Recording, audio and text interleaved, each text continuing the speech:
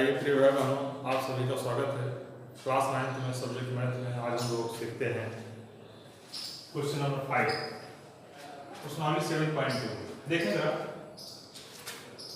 कि त्रिभुज एबीसी और त्रिभुज डीबीसी समान आधार बीसी पर स्थित दो समद्विबाहु त्रिभुज हैं। देखिए, त्रिभुज एबीसी और त्रिभुज डीबीसी एक ही आधार, समान आधार, एक ही आधार पर एक ऊपर त्रिभुज बन गया, एक नीचे बन गया है। देखिए आकृति 7.3, ये देखिए आकृति पुस्तक में दी गई है क्वेश्चन के सामने। दर्शाइए कि कोण ABD इक्वल टू कोण ACD, माने ABD ACD ये पूरा कोण इस पूरे कोण के बराबर है। चलते हम लोग शुरुआत करते हैं हल में। यहाँ देखते हैं कि त्रिभुज ABC में यहाँ देखिए फिगर में समद्विबाहु त्रिभुज बताए गए हैं और संकेत भी लिख दिया गया है। ऐसे लिखते हैं AC इक्वल टू AB, ये लिख देंगे ज्ञात है, ऐसा बताया गया है, दिया है। जिसका अर्थ क्या हो जाएगा, अगर किसी त्रिभुज में दो भुजाएं बराबर हैं तो निश्चित तौर पर उनके सामने के कोण क्या होंगे, कोण बराबर होंगे। अब देखिए कोण AC के सामने कोण हो गया 1, यहां लिख देंगे कोण 1 बराबर कोण 2, समीकरण नंबर 1 कर दीजिए। यहां थोड़ा संकेत करना पड़ेगा, क्योंकि त्रिभुज में बराबर भुजाओं के सम्मुख कोण समान होते हैं।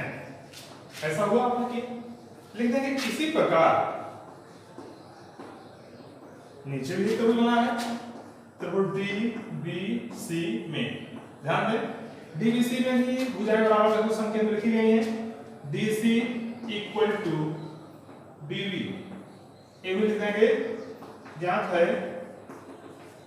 जिसका अर्थ क्या होगा, अगर किसी त्रिभुज में दो भुजाएं बराबर है तो उसके सम्मुख कोण क्या होंगे, समान होंगे। इसके पहले हम लोग ये भी सीखे हैं।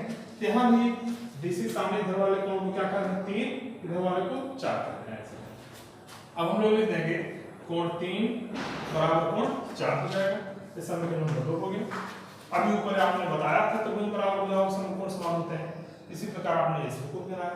अब हम लोग करते हैं ऐसे लिख देंगे, अब समीकरण 1-2 से 1 और 2 को हम जोड़ देते हैं।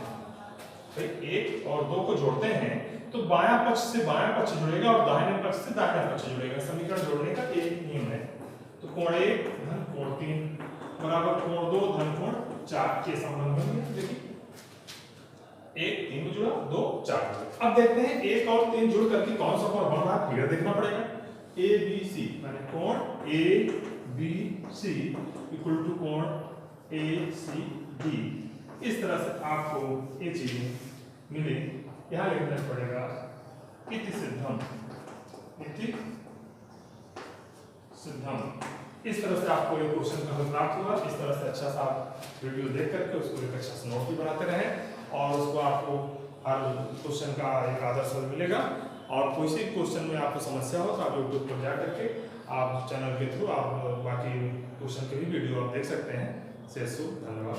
7.2 में क्लास 9 के लिए क्वेश्चन नंबर 1, दर्शाइए कि किसी समबाहु त्रिभुज का प्रत्येक कोण 60 अंश का होता है।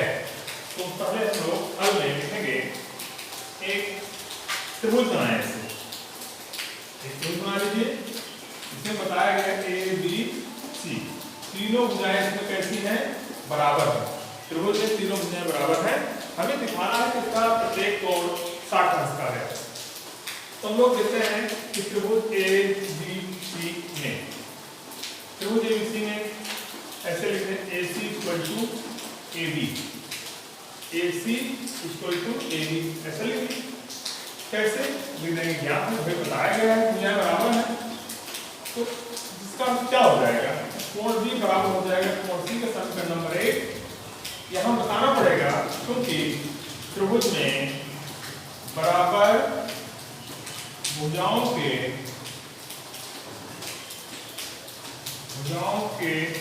सम्मुख कोण कोण समान होते हैं, समान होते हैं। त्रिभुज में बराबर भुजाओं के समकोण समान होते हैं, ऐसा आपने बी और सी को बराबर किया। लेकिन इसी प्रकार कहते हैं कि त्रिभुज ए बी सी में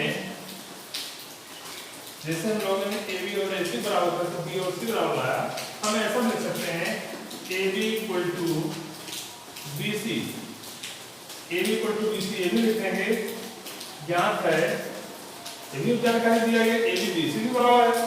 तो इन भुजाओं के सामने के कोण ए बी है आपका, इसके सामने देखो कोण हो गया ए बी और बी सी, ए बी के सामने कोण ए बी देखें भुजा, इसके सामने कोण सी है और बी सी के सामने कोण ए है। इसका मतलब कोण इधर लिख लेंगे कोण बी, कोण सी बराबर हो जाएगा कोण ए बी के सामने कोण हो गया सी और बी सी के सामने कोण है, कोण सी बराबर कोण ए हो गया। समीकरण नंबर 2। अब किस नियम से, ये नियम आपको बताया तो बराबर होगा समकोण बराबर होता है, इसलिए आपने लिख दिया था इसी प्रकार जिस तरह से यह प्राप्त किया गया वैसा नियम प्राप्त किया। अब समीकरण 1 और 2 को देखो आप, भाई एक में b बराबर c के माने c वाला कोण b बराबर है और दूसरे में c वाला कोण a बराबर है, माने c वाला a भी बराबर है, c वाला b भी बराबर है। अब यहाँ लिखेंगे अब समीकरण 1, 2 ऐसा संबंध मिल गया कोण a बराबर कोण b बराबर कोण c। समीकरण नंबर 3 कि कहने मतलब तीनों कोण हमारे कैसे हो गए, तीनों कोण हमारे बराबर हो गए, तीनों कोण बराबर। आगे इसको समीकरण हम लोगों ने 3 लिख दिया, समीकरण नंबर 3। अब देखते हैं कि हमें चूंकि प्रत्येक कोण को 60 अंश लाना है तो हम लिखेंगे चूंकि त्रिभुज ए बी सी में भाई कोई भी त्रिभुज हो, छोटा त्रिभुज हो या बड़ा त्रिभुज हो, कैसा भी त्रिभुज हो तो उसके प्रत्येक कोणों का योग, तीनों कोणों का योग होता है तो कितना होता है 180 अंश। कोण ए प्लस कोण बी प्लस कोण सी बराबर 180 अंश। तीनों कोणों का हम जोड़ेंगे अंतर कोण, इनका योगफल 180 अंश होगा। अब हम समीकरण 1 का उपयोग करते हैं इसमें, जो सभी कोण है जैसे ए है कोण ए लिख रहे हैं, बी को भी हटाना चाहते हैं तो बी को ए लिख दे रहे हैं बराबर है, सी को भी हटाना चाहते हैं सी किसके बराबर है, चलो ए लिख देते हैं, कोण ए आ गया बराबर 180 अंश आ गया। यहाँ कहाँ पड़ेगा समीकरण 1 से, ना सॉरी समीकरण 3 से। समीकरण 3 से देख लेंगे भाई तो परिवर्तन आपका ए आ गया बी सी हट गया, क्यों हट गया, समीकरण 3 बताया गया बी सी को हटा करके हम ए लिख सकते हैं। अब देखिए ए और ए भी है, ये भी होगा, इसको 3 कोण ए हो गया इक्वल टू हो गया 180 अंश। तो कोण ए बराबर कितना हो जाएगा 180 में क्या करेंगे आप 3 से जब भाग हो जाएगा, माने 3 से पूरा है उधर ले जाकर हम भाग कर सकते हैं, दोनों पक्षों में 3 को भाग दे दिया हम लोगों ने। तो कोण ए का सरल रूप क्या आ जाएगा, ये 60 अंश आ गया। अब जब कोण ए का मान 60 अंश आ गया तो हम जब ये मान जानेंगे कि कोण ए का मान 60 अंश है तो समीकरण 3 हमारा बताता है कि ए बी सी तीनों 60 बराबर है। इसलिए समीकरण 3 से कोण ए बराबर कोण बी बराबर कोण सी बराबर 60। अब हमें इसके बाद पर लिखना पड़ेगा, लिखेंगे अतः समबाहु त्रिभुज का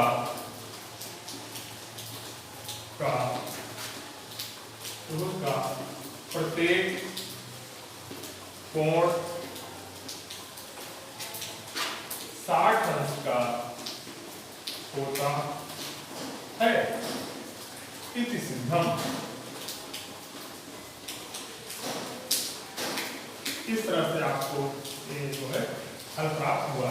यहाँ तक आपका हल मिला, आपने इसको सिद्ध किया कि आपने जो बात को बताई गई थी उसको कैसे देखा समझा, फिर उसके लिए जो आवश्यकता थी वो आपने क्रम से लिखा, फिर अंत में हम लोग निष्कर्ष पर पहुँच गए और इसका हम लोगों ने इससे लिखे संवाद के प्रत्येक अंतकोण का मान जो है वो 60 अंश होता है। इस तरह से आप लोग इसको देखते रहें, समझते रहें और चैनल को लाइक और सब्सक्राइब करते रहें, जिससे आने वाले वीडियो